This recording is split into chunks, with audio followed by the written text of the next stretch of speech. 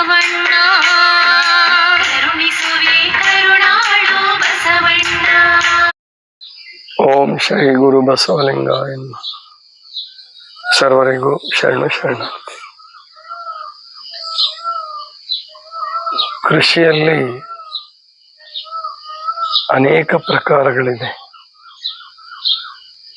ಈಗ ಬಹಳ ಜನ ಮಾಡ್ತಾ ಇರ್ತಕ್ಕಂತಹ ರಾಸಾಯನಿಕ ಕೃಷಿ ಅಥವಾ ಆಧುನಿಕ ಕೃಷಿ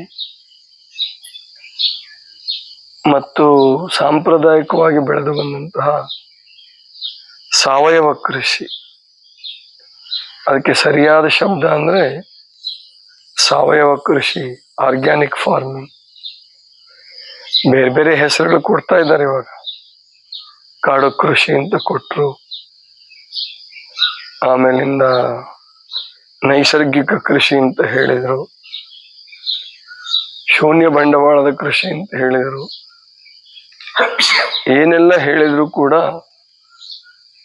ಅದರ ಸರಿಯಾದ ಅರ್ಥ ಮತ್ತು ಸರಿಯಾಗಿ ನಮ್ಮ ಹಿರಿಯರು ಬೆಳೆಸಿಕೊಂಡು ಬಂದಂತಹದ್ದು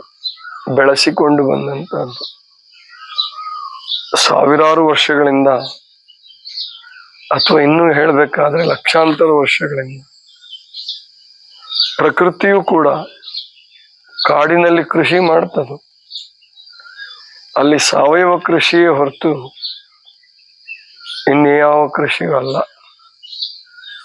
ಸಾವಯವ ಅಂದ್ರೆ ಏನು ಅಂದ್ರೆ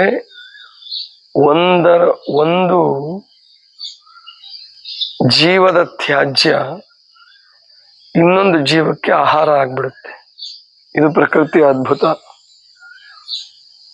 ಒಂದು ಜೀವದ ತ್ಯಾಜ್ಯ ಅಂದ್ರೆ ಕೃಷಿ ತ್ಯಾಜ್ಯ ಅಂತ ಇಟ್ಕೊಳ್ಳಿ.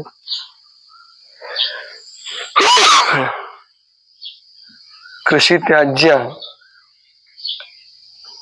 ಅದು ಮತ್ತೆ ಗಿಡಗಳಿಗೆ ಆಹಾರ ಆಗುತ್ತೆ. ಪ್ರಾಣಿ ತ್ಯಾಜ್ಯ ಗಿಡಗಳಿಗೆ ಅದ್ಭುತವಾದ ಆಹಾರ ಆಗುತ್ತೆ. ಇಷ್ಟು ವರ್ಷಗಳಲ್ಲಿ ನಮ್ಮ ತೆಂಗಿನ ಗಿಡಗಳಿಗೆ ಆಗಲಿ ಅಥವಾ ಇತರೆ ಗಿಡಗಳಿಗೆ ಇಷ್ಟು ಒಳ್ಳೆ ಬಣ್ಣ ಬಂದಿದೆ ಅಂತ ಯಾರು ಹೇಳಿರ್ಲಿಲ್ಲ. ಬರಗಾಲ ಇದೆ, ಬೇಸಿಗೆ ಇದೆ, ಅಂತಹದ್ರಲ್ಲಿ ನಮ್ಮ ತೆಂಗಿನ ಗಿಡಕ್ಕೆ ಒಳ್ಳೆ ಬಣ್ಣ ಬಂದಿದೆ ಅಂದ್ರೆ ಚೆನ್ನಾಗಿದ್ದಾವೆ. ಇಷ್ಟು ದಿವಸ ನಾವು ಅದಕ್ಕೆ ಗೊಬ್ಬರನೂ ಕೊಡ್ತಿರ್ಲಿಲ್ಲ, ಏನೂ ಕೊಡ್ತಿರ್ಲಿಲ್ಲ.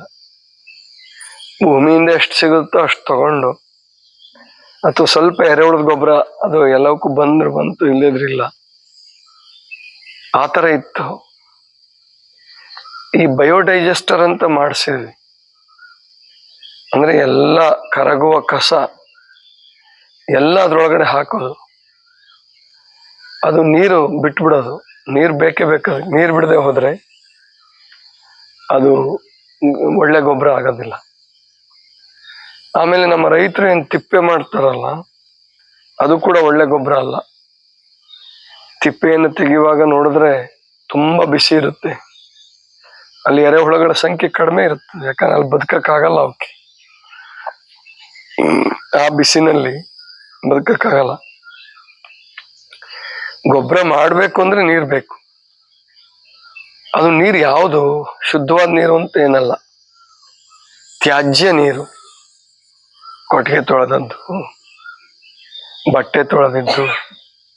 ಈ ಬಟ್ಟೆ ತೊಳೆದ ನೀರು ನೀವು ಮನೇಲಿ ಬಿಡಕ್ಕೆ ಹೋದ್ರೆ ಮನೇಲೂ ಬಿಡ್ಬೋದು ತೋಟಗಳಿಗೆ, ಆದ್ರೆ ಸೋಪ್ ಗೀಪ್ ಹೆಚ್ಚು ಬಳಸಬಾರ್ದು.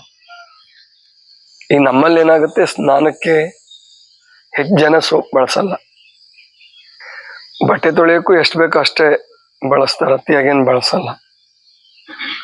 ಜೊತೆಗೆ ಇತರೆ ನೀರು ಅಂದ್ರೆ ವಾಶ್ರೂಮ್ಗೆ ಹೋದಾಗ, ಮತ್ತೆ ಬೇರೆ ಸ್ನಾನದ್ದು, ಮತ್ತು ನಮ್ಮ ಕೊಟ್ಟಿಗೆ ತೊಳೆಯೋದು, ದನಗಳ ಮೈ ತೊಳೆಯೋದು, ಈ ಎಲ್ಲಾ ನೀರು ಕೂಡ ಒಂದೇ ಕಡೆ ಹೋಗಂಗ್ ಮಾಡಿದ್ದಾರೆ.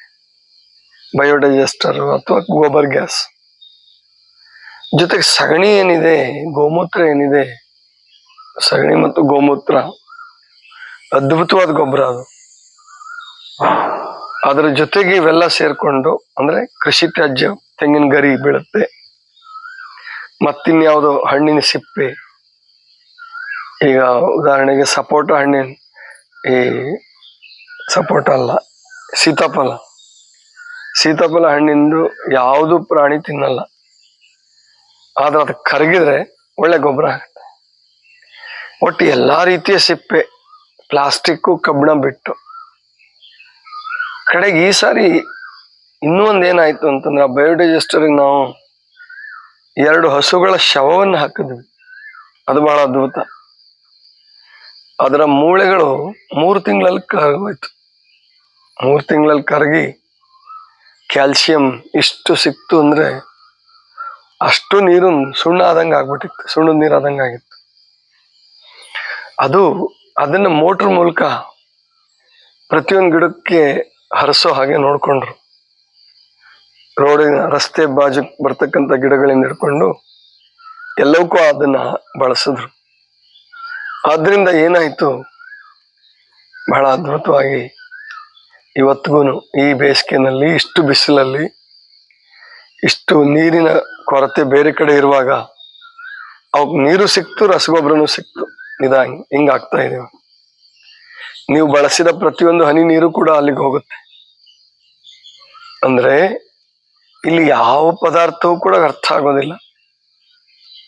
ಸಂಸ್ಥೆಗಳನ್ನು ಕಟ್ಟುವಾಗ, ಶಾಲಾ ಕಾಲೇಜುಗಳನ್ನು ಕಟ್ಟುವಾಗ, ಹಾಸ್ಟೆಲ್ಗಳನ್ನು ಕಟ್ಟುವಾಗ, ಆಸ್ಪತ್ರೆಗಳನ್ನು ಕಟ್ಟುವಾಗ ಈ ರೀತಿಯಾದಂತ ರೀಸೈಕ್ಲಿಂಗ್ ವ್ಯವಸ್ಥೆಯನ್ನ ಪ್ರಕೃತಿ ದತ್ತವಾದ ರೀಸೈಕ್ಲಿಂಗ್ ಆಗ್ಬೇಕು. ಪುನರ ಬಳಕೆ, ರಿಯೂಸ್, ರೀಸೈಕ್ಲಿಂಗ್ ಈ ತರ ಆದ್ರೆ, ಈಗೇನು ನಗರ ಪ್ರದೇಶಗಳು ಕೊಳಚೆ ಆಗಿದಾವೆ, ಕೆಟ್ಟ ವಾಸನೆ ಬರ್ತದೆ, ಗಟಾರಗಳು ಕೆಟ್ಟ ವಾಸನೆ ಬರ್ತವೆ, ಅವು ಯಾವೂ ಬರೋದಿಲ್ಲ. ಇದನ್ನ ಸ್ಥಳೀಯ ರಾಜಕಾರಣಿಗಳು ಮಾಡ್ಬೇಕು. ಅವ್ರಿಗಿಂತದ್ದು ಇಂಟ್ರೆಸ್ಟ್ ಇರ್ಬೇಕು. ಬೇರೆಯವ್ರು ಮಾಡಕ್ಕಾಗಲ್ಲ, ಶಿಕ್ಷಕರು ಮಾಡಕ್ಕಾಗಲ್ಲ. ಶಿಕ್ಷಕರು ತಮ್ಮ ಶಾಲೆಯಲ್ಲಿ ಮಾಡ್ಕೋಬಹುದು, ಅದು ಗೊತ್ತಿದ್ರೆ. ಮತ್ತೆ ಫ್ಯಾಕ್ಟ್ರಿಗಳಲ್ಲಿ ಈಗ ಸರ್ಕಾರನೇ ಕಾನೂನು ಮಾಡಿದೆ. ಅಂದ್ರೆ ಒಂದು ಫ್ಯಾಕ್ಟ್ರಿ ಅವನು ಇನ್ಸ್ಟಾಲೇಷನ್ ಮಾಡ್ಬೇಕಂದ್ರೆ, ಒಂದು ಫ್ಯಾಕ್ಟ್ರಿ ನಾವು ಸ್ಥಾಪನೆ ಮಾಡ್ಬೇಕಾದ್ರೆ ಅದಕ್ಕೆ ಎಷ್ಟು ಭಾಗ ಅವನು ಕಾಡು ಬೆಳೆಸ್ಬೇಕು, ಅಂದ್ರೆ ಮರಗಿಡಗಳಿರ್ಬೇಕು. ಅದನ್ನ ಕರೆಕ್ಟಾಗಿ ಪಾಲಿಸಲ್ಲ, ಅದ್ ಮಾತು ಬೇರೆ. ಸರಿಯಾಗಿ ಪಾಲಿಸಿದ್ರೆ ಸರ್ಕಾರಿ ನೀತಿಗಳು ಚೆನ್ನಾಗಿದ್ದಾವೆ. ಸರ್ಕಾರ ನೀತಿ ನಿಯಮಗಳನ್ನ ರೂಪಿಸಬಹುದು.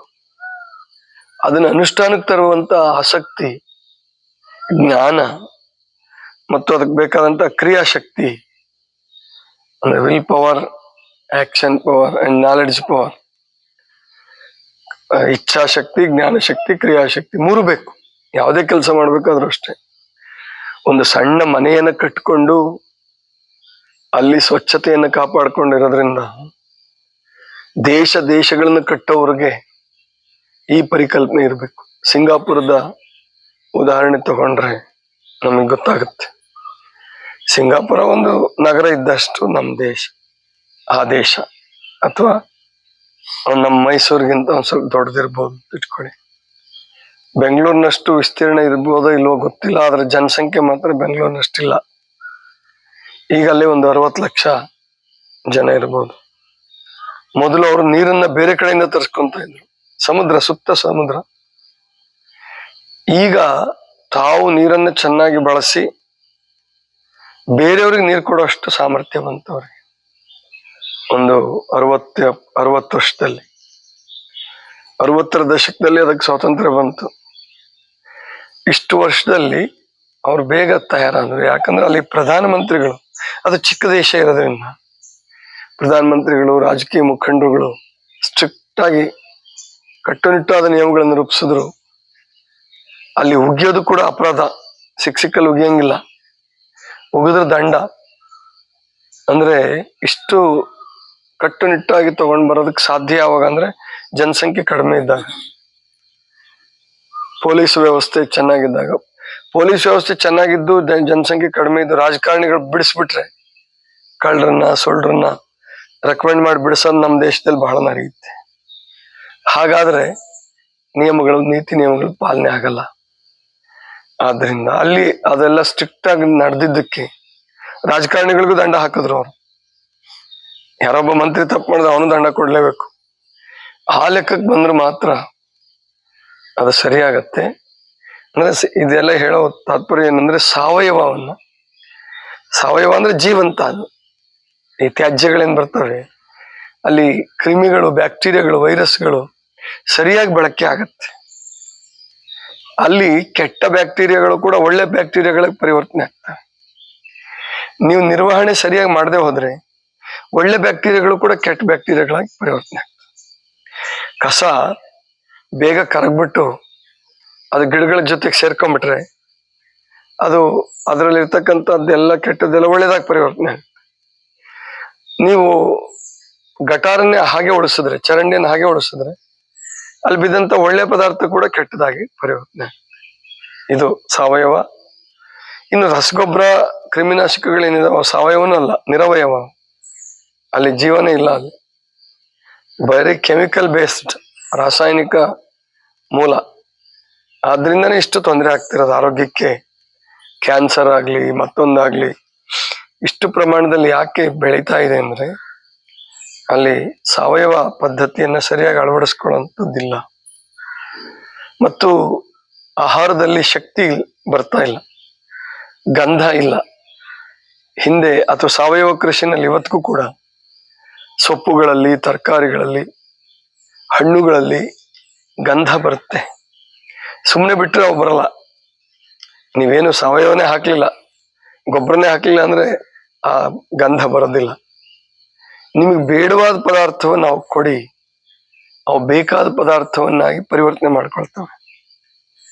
ಕಾರ್ಬನ್ ಡೈಆಕ್ಸೈಡ್ ಅನ್ನು ನಾವು ಬಿಟ್ಟಿದ್ದನ್ನ ಇಂಗಾಲ ಅಮ್ಲವನ್ನಾಗಿ ಆಕ್ಸಿಜನ್ ಆಗಿ, ಆಮ್ಲಜನಕವನ್ನಾಗಿ ಪರಿವರ್ತಿಸುವ ಶಕ್ತಿ ಗುಣ ಗಿಡಗಳಿಗಿದೆ ಎಂದಾಗ ತ್ಯಾಜ್ಯ ಪದಾರ್ಥಗಳನ್ನ, ಕಸವನ್ನ ಅಮೃತವನ್ನಾಗಿ, ಹಣ್ಣುಗಳನ್ನಾಗಿ, ತರಕಾರಿಗಳನ್ನಾಗಿ ಮಾಡುವ ಶಕ್ತಿ ಕೂಡ ಅವಕ್ಕಿದೆ.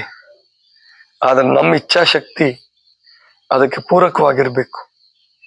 ಇದಿಷ್ಟು ಇವತ್ತಿನ ಚಿಂತನ. ಸರ್ವರಿಗೂ ಶರಣಾರ್ಥಿ.